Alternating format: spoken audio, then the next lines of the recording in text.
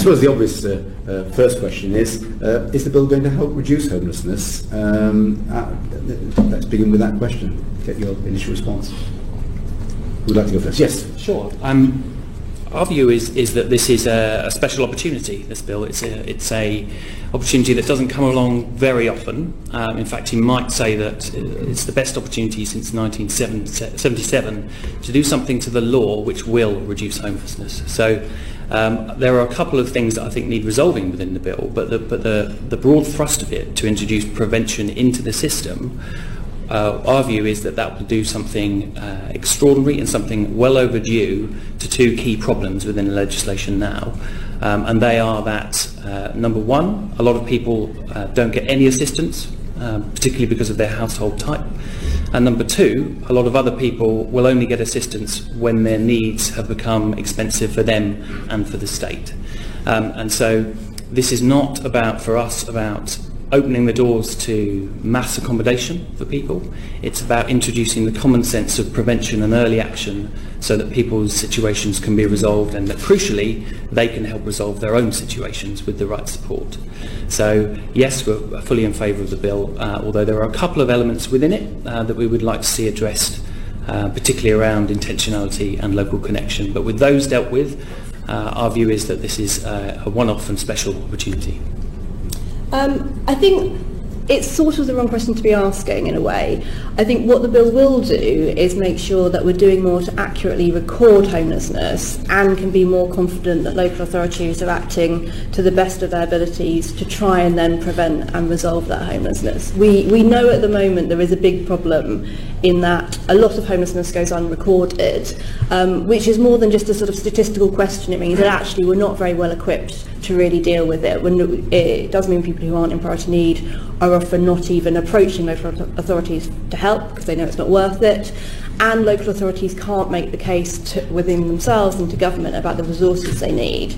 So the priority need blind approach could see recorded levels of homelessness increase, but that would be an accurate reflection of the levels of homelessness which are out there in the country.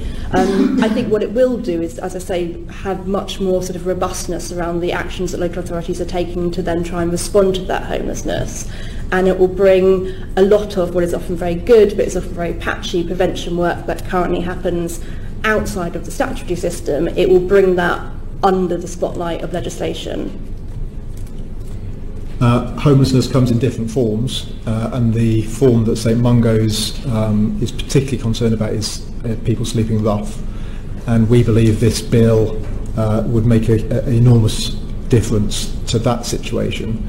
And I think of all the forms of homelessness, sleeping on the streets is not only the most visible, but also the most damaging. We see rough sleeping as an emergency in any situation, and we also know not only does it have a long-term impact on people, but it also puts people in a position where they're in immediate danger, immediate risk of violence, of being attacked. And we know people die on our streets who are sleeping rough. The bill as it stands, again, we think there are some tweaks maybe necessary to it, but overall this would make an enormous impact onto the flow of people onto our streets, and that's why we're so keen to welcome it. In your view, will the bill help to reduce homelessness? We welcome the focus on prevention, the 56-day duty, a more proactive approach. We're concerned the resource implications are concerning, and we think it could have the inadvertent effects of creating more homelessness, but I can explain about that a bit more later. And the current stumbling block, we think, to reducing homelessness isn't in the legislation necessarily, but in the resources to do this.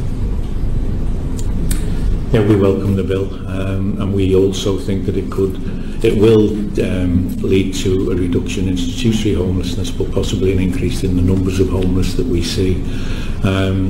We're also pleased to see clarity on the intentionality clause, which was referred to earlier, and we think that's really helpful.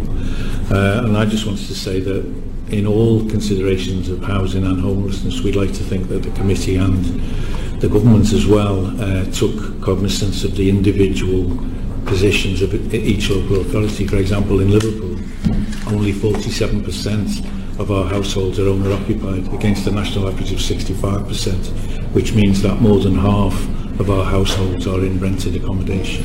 So those kind of factors have an impact on how we can address homelessness and other housing issues in the general sphere.